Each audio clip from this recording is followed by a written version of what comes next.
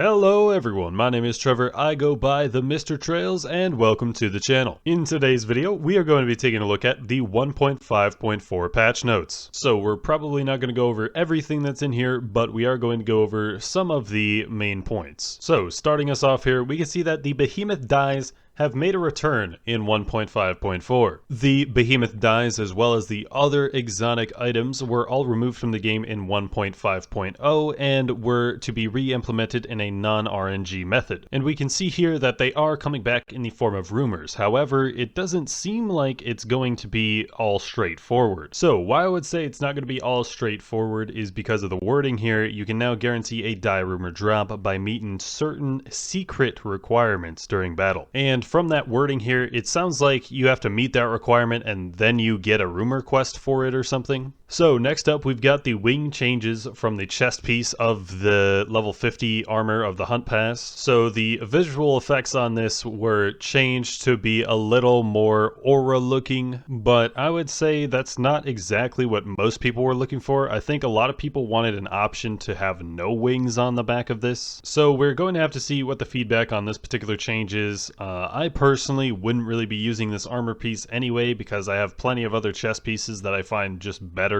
Next up, we've got a minor change here. We're adding lore entries for Flameborn and Spore-Struck Behemoth variants to the lore journal. And a change that I would say many of you are going to enjoy: Grooks will no longer attack a player if the player is close to a Behemoth, so they now have that Styxian AI. I did a poll where many of you said that Grooks were your most hated form of Fauna, and probably one of the reasons why was because it would attack you while you're fighting the Behemoth. Next up here, we've got a couple of new audio cues being added to help you figure out where patrol chests are, as well as to let you know when an event has started in the hunting grounds. Here's something I think that changed in 1.5.1. You weren't able to see the weapon skill levels anymore in the airship before Escalation and Trials, but they have added that back in now. And here we have a couple of changes to skipping rumor steps with Platinum. If you did that and then reset your account progress, you can actually still have that skipped when you reset your account, as well as a couple of changes to Frost Escalation stuff. We have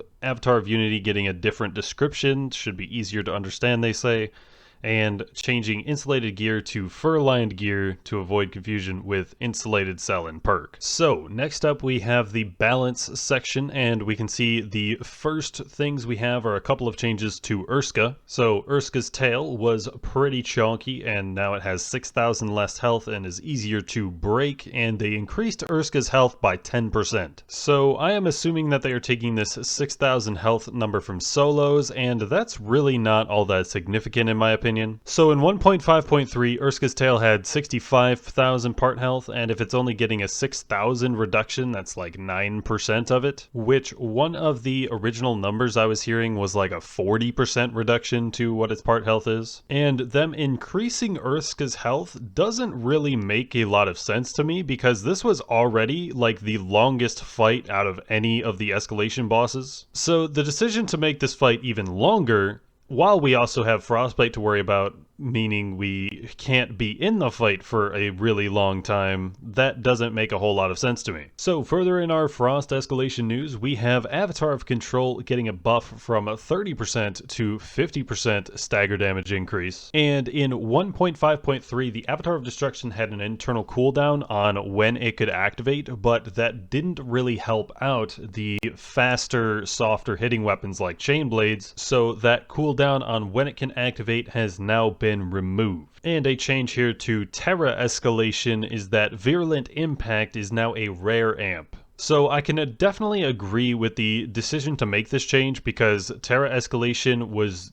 really the only escalation you had any reason to play because Virulent Impact was a common amp. So those of us in endgame who are only really grinding escalations for reforges will have an excuse to play one of the other ones now. So now we have a couple of pretty major changes to trials here. The last stand modifier is going to be removed from normal trials, allowing for 3 self-revives in that mode. So this is going to be a pretty important change here, because normal trials should be a game mode that everybody feels like they have a chance at completing. And so now with everybody having 3 self-revives instead of just 1, that's something that most people could realistically queue up with other random people and get done. And additionally here, starting on March 4th, trials will now be reset at 10 a.m. PT instead of 2 a.m. PT. So the main reason I could see for this change is that all of the patches come out at 10 a.m. PT, and if there was something that was coming out in the patch that would affect the trial, then they would have to reset the leaderboard for those 8 hours, and some people wouldn't run after those first 8 hours. Next up, we've got a couple of buffs coming to some underused items. We've got the Fortress perk going up to 200 shield and stacking up to 3 times now. This would mean that for a Scar and Tenacious build, you would get like a 12% crit chance increase. And being able to go up to 600 shield now instead of just 100, that's sort of crossing into the line of where it might come relevant. Like with 600 shield, you could probably just run that instead of a form of lifesteal perhaps. And a couple of lantern changes here. The broadside lantern holdability going up to 750 damage from 650, and the Skarn's lantern tap is going to go to 12-second duration instead of 6 seconds. And these changes aren't very significant in my opinion. With the Skarn Lantern, like sure, you get an extra duration for your crit chance,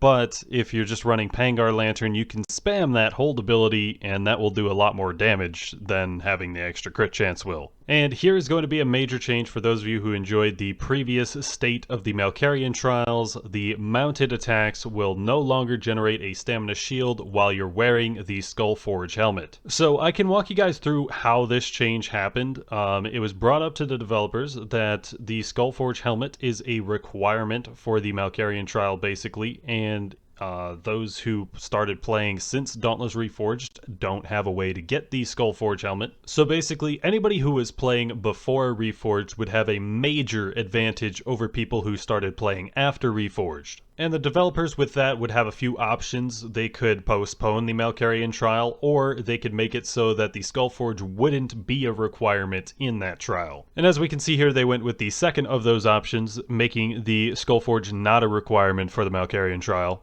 And I would definitely say that this change is overall for the better, because the Malkarian trial, ever since Catalyst came out, has just been an unimpressive spam fest of triangle, right click, X or Y. And those of you who might be really upset about this change, I'll let you know that it would not matter anyway. With the current state of how the Trials rework is going, the Skullforge mounting strategy wouldn't have been a thing on the reworked Malkarian Trials anyway. And we've got a change coming to the Warp Hike, a reduced animation duration between the 4th and 5th inputs of the light attack combo. A Pike main that was testing this out said this change felt very good, so Warp Hike now getting some extra love. Now moving on to some bug fixes, we've got the Hammer Uppercut combo getting fixed, as well as a couple of things with charging the ammo.